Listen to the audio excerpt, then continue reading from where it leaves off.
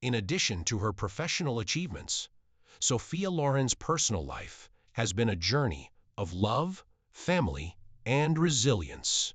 Her journey from a difficult childhood to becoming an international film sensation is a story of resilience and unwavering determination. Join us in celebrating the remarkable saga of Sophia Loren, a true legend whose legacy continues to inspire. Her journey through love and relationships, particularly with two influential men, Carlo Ponti and Cary Grant, paints a vivid picture of Sophia. In her early 20s, as Loren was moving from Italian cinema to Hollywood, she found herself in a deepening relationship with Italian film producer Carlo Ponti. During this crucial period, Loren's path crossed with Cary Grant while filming The Pride and Passion in her memoir, Yesterday, Today, Tomorrow, My Life. Loren describes how this encounter in 1957 sparked a connection that would become a significant chapter in her life. She was captivated by Grant's elegance and charm and described him as a dream come true. Their bond quickly grew, leading to intimate dinners and conversations about dreams and aspirations. As Loren and Grant spent more time together, their feelings deepened. Grant, who was married to his third wife, Betsy Drake, but they found comfort in each other's company. In her book, she describes a moment when Grant appeared to ask her to marry him during a stunning sunset, but she clarified years later in an interview with Radio Times that Grant did not propose, saying that such an action during a film shoot would have been impossible. After The Pride and the Passion, Loren and Grant's paths diverged. They worked together again in 1958 in Houseboat, but the magic of their time in Spain had faded. Despite this, Grant continued to show affection by sending flowers and meeting Loren during her visits to their love lasted the test of time. And Sophia Loren's early life and years with Carlo Ponti were a combination of hardships and life-changing events that shaped the woman and actress she would become. However, their romantic relationship did not rekindle, and Loren ultimately decided to stay with Ponti. In an interview, she revealed that she felt she wouldn't fit into Grant's world in America, fearing a future full of uncertainty and change. Their last interaction was a phone call in 1986 when Grant just wanted to say goodbye, hinting at his imminent death. Loren's mother noticed her beauty and entered her in beauty pageants when she was 17 years old. During one of these pageants, she attracted the attention of Carlo Ponti, a well-known Italian producer who was 22 years her senior despite being married but divorced from his wife. Ponti saw Loren's potential and encouraged her to pursue a career in film, but their relationship wasn't without its difficulties. During a screen test, a cameraman criticized Loren's features, and Ponti suggested she think about getting a nose job. Loren's response was firm and assertive, refusing to change her appearance for the sake of her career during this period that was also marred by media outcry over their relationship. The couple's difficulties also included legal issues. They had to marry by proxy in Mexico because the Roman Catholic Church did not recognize Ponti's divorce, which led to charges of bigamy against Ponti. The couple lived in secrecy and exile, eventually becoming French citizens and getting married in Paris in 1966. Prior to and following their marriage, Ponti was imprisoned during World War II for his work on a movie that was deemed. The Italian government confiscated the couple's art collection in the late 1980s after he was charged with fraud by the Securities and Exchange Commission for producing a massacre in Rome that depicted Pass, the theme, in a controversial way. Throughout her life, Loren struggled with the loss of her father, meeting him only 3 times. She told the Irish Times that she felt disappointed and sad about her father, and credited her mother's love and strength for her fortitude. Despite the difficulties, Her relationship with Ponte gave her a sense of partnership and self-belief.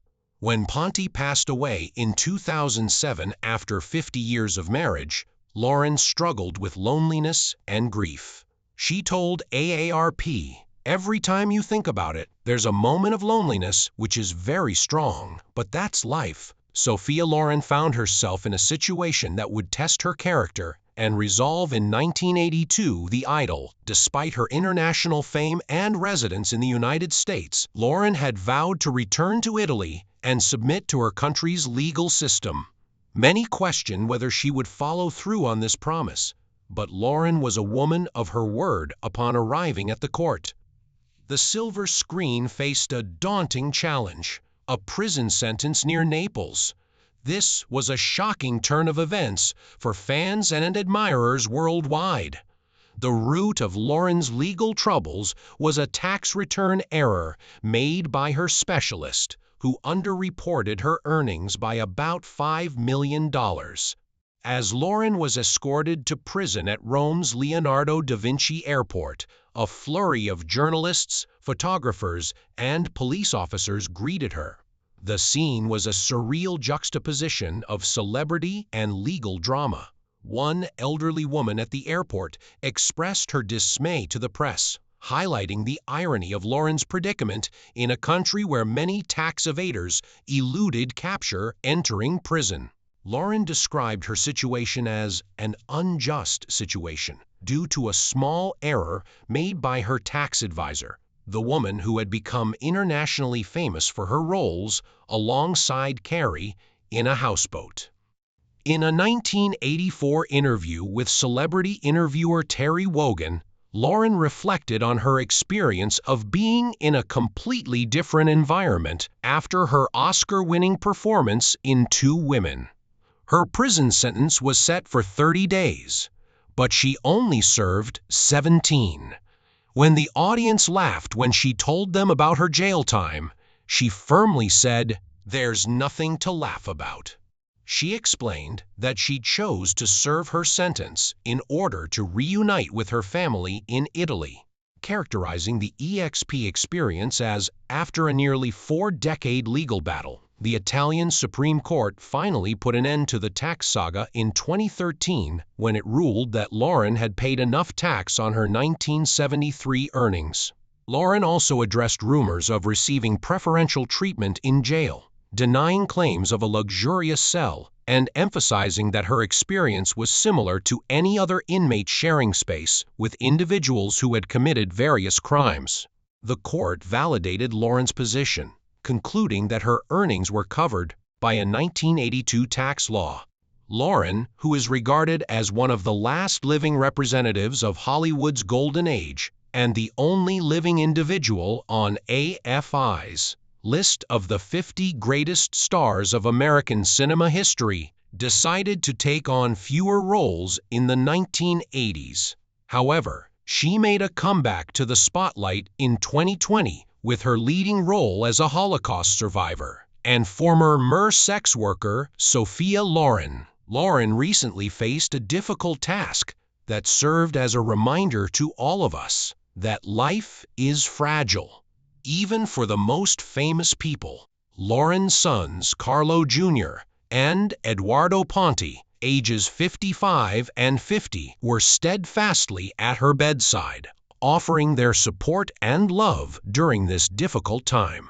The news of Loren's accident surfaced when she had to cancel her appearance at the opening of her self-titled restaurant chain's fourth Erie. The Italian-born star underwent emergency surgery after a fall in her Swiss home that resulted in several serious fractures to her hip, including her femur. According to The Hollywood Reporter, all of Loren's public appearances have been postponed for the foreseeable future. The statement released by Sophia Loren Restaurant's official account revealed that Miss Loren suffered hip fractures from a fall at her Geneva home today, which resulted in a successful operation. In Bari, Italy, a statement issued on her behalf said, "I thank everyone for the closeness and affection that they have been showing me. I'm better. I just need to do rehabilitation and to take some time off." observe a brief period of recuperation, and follow a path to rehabilitation. Fortunately, everything turned out well, and the woman will soon return to us. Another significant obstacle that Loren had to overcome during her upbringing was Sophia Loren's journey from extreme poverty to international stardom. Her mother, Romilda Villani, was a beautiful woman with acting dreams, frequently compared to the legendary Greta Garbo, but her dreams were cut short by a brief romance with an engineering assistant named Ricardo Colon. For a railway, their brief relationship resulted in an unplanned pregnancy. When Villani refused to end the pregnancy, Colon fled, only to reappear under the pressure of legal threats from Villani's mother. Sioni's career choice of working on commission for a publisher of fascist propaganda brought little financial stability, while Villani struggled with health issues that prevented her from working. The weight of these circumstances forced Colon to abandon Villani and their daughter, leaving them to defend their own decision to return to her parents' homemark at the start of an even more difficult chapter. The outbreak of World War II plunged their town of Puglia al Labelle, the poorest in Italy, into greater despair. The country experienced famine, and even basic necessities like water became scarce. Villani, who now had another daughter fathered by Colon, faced extreme adversity. Sioni's refusal to acknowledge their second child, Maria, left Veni without financial support. The severity of their situation was so dire that in an effort to support her, Villani turned to begging on the streets for food and money. Loren's childhood was a far cry from the glitz and glamour she would later be associated with. Her early years were marked by hunger, poverty, and the chaos of war. But these hardships shaped her into a woman of extraordinary strength and character. The difficulties she faced in her early years instilled in her a resilience that would become a defining trait in her journey to stardom. Her story is not just one of talent, and Sophia Loren's first foray into motherhood was characterized by a number of unexpected and difficult experiences. She first suspected she was pregnant while playing a mother of 7 in the comedy Yesterday, Today, and Tomorrow. Despite negative test results, she couldn't shake the feeling that she was expecting. Seeking confirmation, she consulted a supposed expert from Rome, only to be met with an odd method of pregnancy detection involving Loren's intuition about being pregnant was confirmed by another doctor, who advised against traveling by car to avoid any jostles. However, her filming schedule for Matrimonio all'Italiana, marriage Italian style, required her to shoot a scene in a car, and the stress of the shoot resulted in a devastating outcome for Loren. The strange test, which claimed that if the frog died, it indicated pregnancy, was too much for her, so she dismissed the doctor and released the frog into a pond. Recalling the experience, she recalled the nurse's callousness and how her life as a celebrity was nothing compared to the fleeting joy of motherhood. 4 years later, while filming More Than a Miracle, Loren became pregnant once more. She canceled all of her work commitments in the hopes of a better outcome, but tragically, she suffered another miscarriage, leaving her and her husband Carlo Ponti in a state of profound sadness and despair. However, hope was on the horizon. A year after her second miscarriage, her doctor found out. The root cause was that her body wasn't producing enough estrogen. Under close medical supervision, she spent the next few months getting estrogen injections in a hotel room, excitedly anticipating the birth of her first son, Carlo Ponti Jr., on December 29, 1968, at the age of 34. The joy of motherhood was overwhelming for Loren, who had longed for this moment. 4 years later, she was expecting again. But this time, she decided to work into her 5th month of pregnancy. Alongside Peter Uhl, she spent the remaining months of her pregnancy on Man of La Mancha, receiving estrogen injections from her dressmaker. The birth of her second son, Eduardo, on January 6, 1973, was a dream come true for Loren, doubling the happiness she believed she had already maximized with her first child. After having my first child, I thought life couldn't get any better. But Ito actually doubled my happiness, she admitted. Sophia Loren was raised in the heart of Rome and grew up surrounded by Roman Catholic traditions. During her early years, Loren was exposed to the rich religious heritage of Italy, which is predominantly Catholic. The solemnity of Mass, church rituals, and teachings were all important aspects of her early life. These experiences gave Loren a deep sense of spirituality that helped her navigate the turbulent journey of life.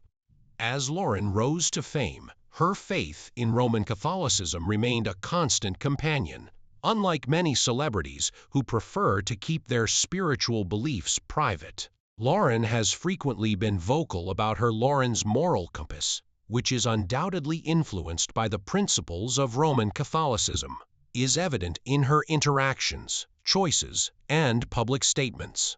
Her dedication to virtues like integrity, empathy, and justice mirrors the ethical teachings of the Catholic Church, and her philanthropic efforts and advocacy for social causes further exemplify the values nurtured by her faith in her personal life. Sophia. This openness to faith offers a unique lens through which to view the symbiotic relationship between her devoutness and the glamorous yet demanding world of showbiz. Loren's commitment to Roman Catholicism was crucial.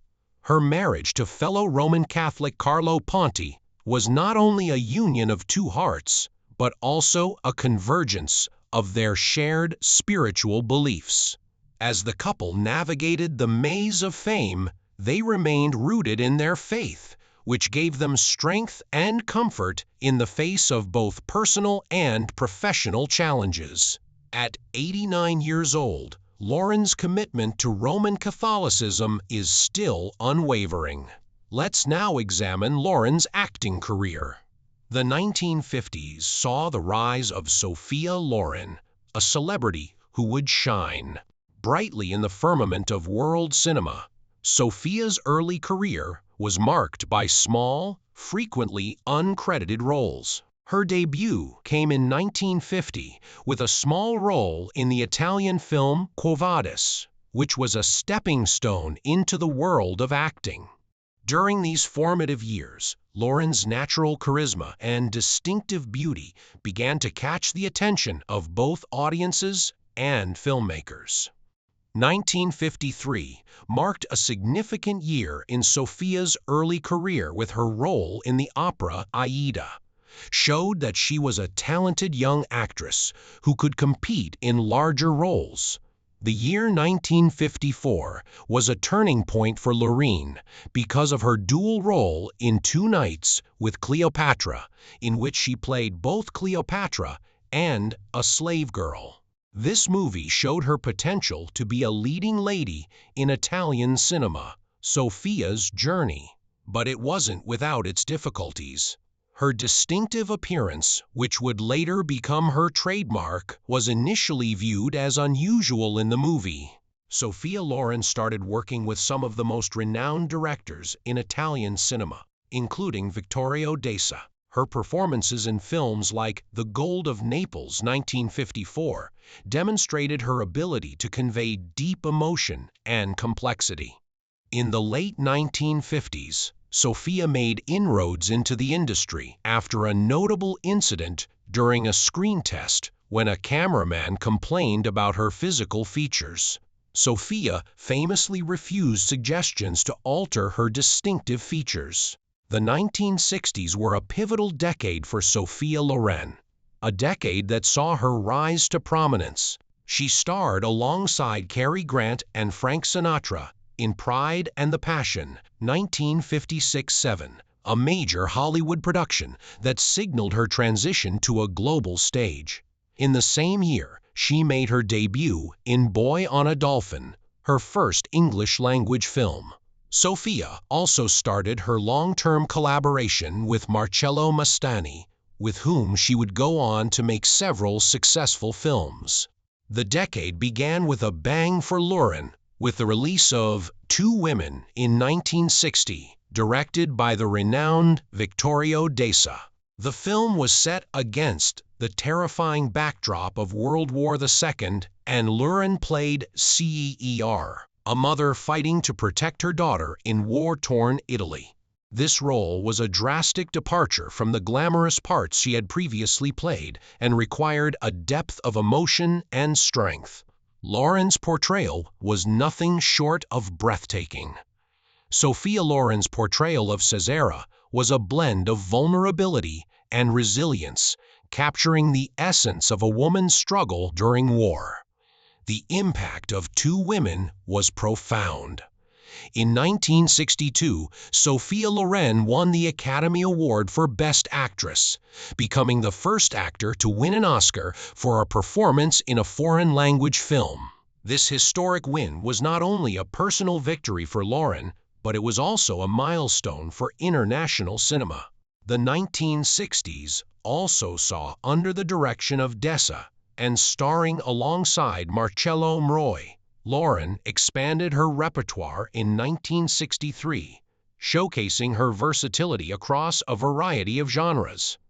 The film was a triptych of stories set in various parts of Italy, and Loren played 3 different characters.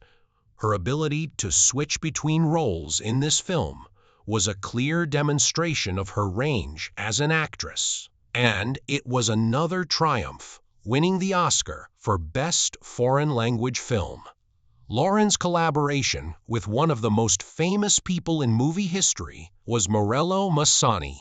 They had a great on-screen chemistry and collaborated on a number of movies in the 1960s, such as Mari Gay, Italian Style, 1964, which earned Loren her second Oscar nomination. Her portrayal of Fila Martirano, a prostitute who deceives a businessman into marrying her, was heartbreaking and funny. In addition to her work in Italian cinema, the 1960s were also notable because Loren Fors entered Hollywood, starring in E-Lid 1961. Following 10 years of international acclaim and an Oscar victory, Loren entered the 1970s not as a budding star, but as a cinematic icon. The decade began with Loren starring in Sunflower 1970, a moving drama directed by Charlton Heston, which enjoyed both critical and commercial success. Her role in the American romantic comedy It Began in Naples 1960, co-starring Clark Gable, further solidified her status as an international star by Vittorio Desa. In this film, she played Giovanna, a woman coping with the loss and uncertainty surrounding her husband's disappearance during World War II. Sunflower was a showcase of Loren's ability to convey deep, nuanced emotions, capturing the agony and resilience of a woman torn apart by war. Her performance was a symphony of sorrow and strength. In 1974, Loren explored the theme of forbidden love, playing Adriana Daiaro, a woman who falls in love with her brother-in-law. This film required a delicate balance of emotion from Loren. The Voyage demonstrated Loren's ability to portray complex, morally ambiguous characters as her character navigated the complexities of love guilt and societal norms. In the 1970s, Loren also ventured into other genres, such as thrillers in Brass Target, where she played a character that deviated from her usual dramatic and romantic roles. In 1978, Loren was involved in a post-World War I mystery involving the Allegate theft of Nazi gold, were also a period when Loren's influence in the international film community was more noticeable. She had transformed from an actress to a representation of the rich history of Italian cinema and a contribution to the world's film landscape. During this decade, Loren also embraced motherhood, which added a new dimension to her life and career.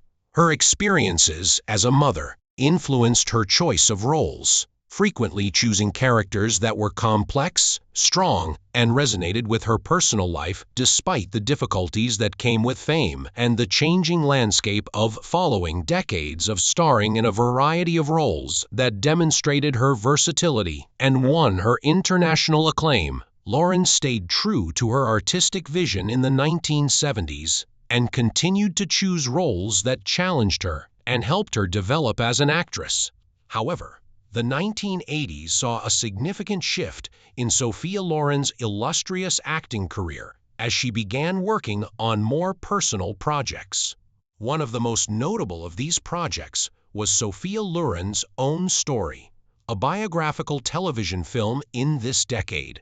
Playing her mother, a significant figure in her life, Loren took on the difficult task of portraying both herself and her mother, Romilda Villani. This film was a unique opportunity for Loren to reflect on her journey from the impoverished streets of Puli to the heights of global fame. Loren's performance was both a tribute and a deeply personal exploration of her roots and the woman who shaped her. In the 1980s, Loren also starred in A Special Day in 1981, where she was reunited with her Loren's portrayal of Antonetta, a housewife who develops an unlikely bond with a persecuted radio broadcaster, was a departure from the more glamorous roles she was known for. Throughout the 1980s, Loren's choice of roles showed a shift. The film, which was set against the backdrop of fascist Italy, featured a more subdued, nuanced side of Loren's acting prowess.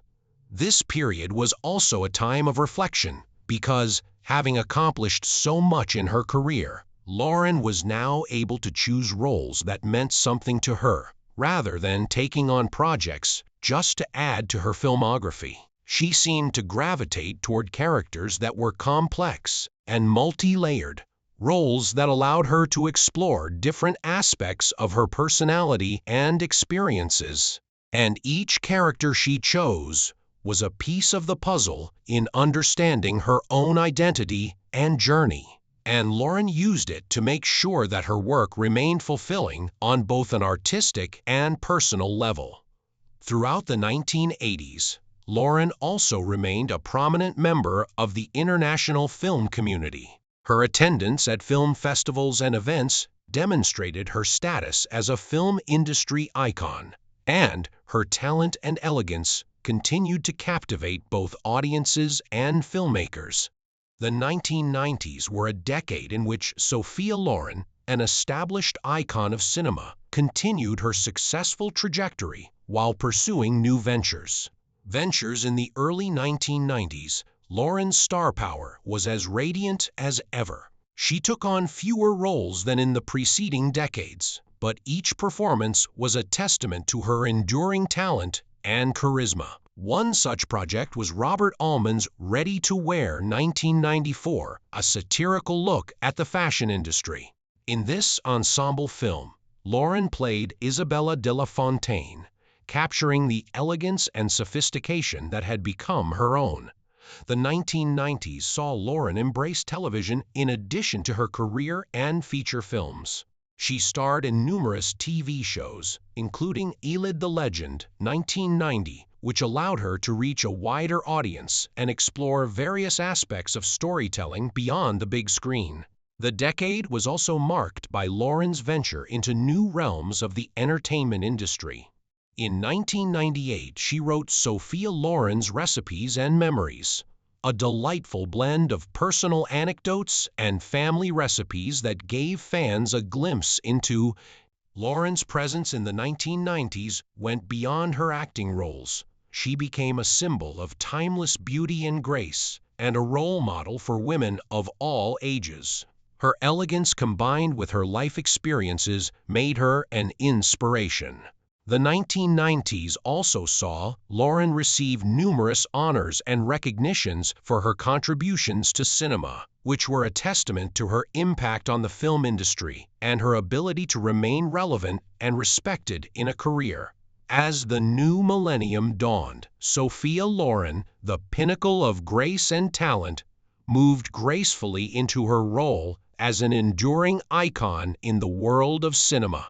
The 2000s and beyond were not just about adding more roles to her illustrious career, they were also about cementing her legacy and exploring new dimensions of her artistic journey.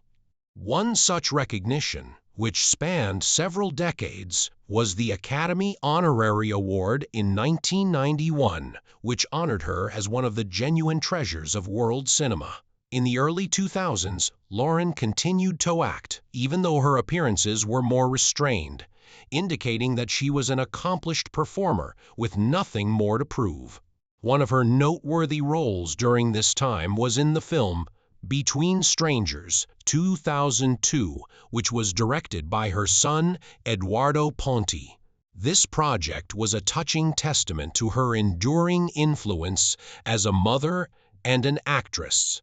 Her role in the film was subtle and emotional, demonstrating her ability to subtly and sophisticatedly delve into complex characters. In 2009, Saul Loren returned to the musical genre.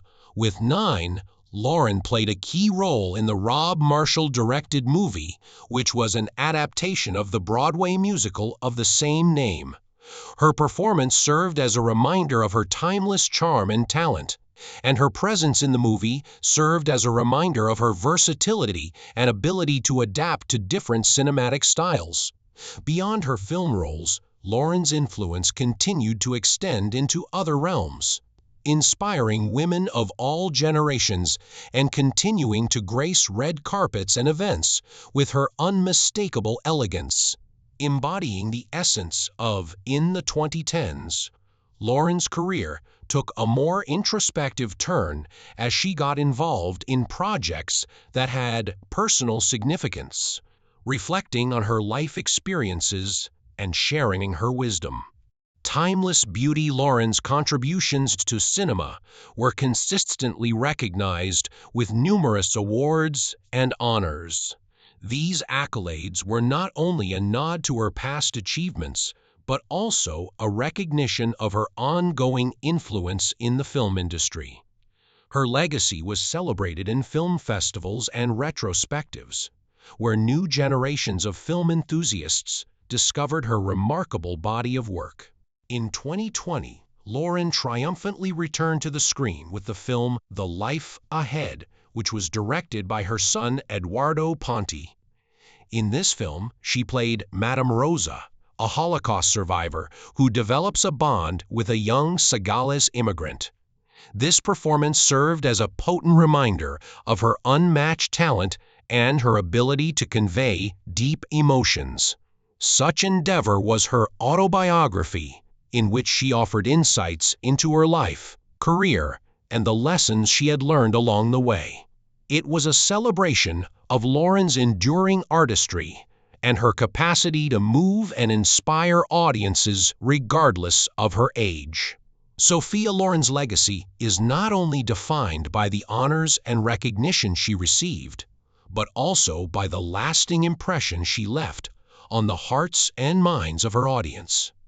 Her journey inspires aspiring actors and movie enthusiasts worldwide, reminding us that passion, perseverance, and authenticity can pave the way to extraordinary achievements. Please share your thoughts about his life and career in the space provided below.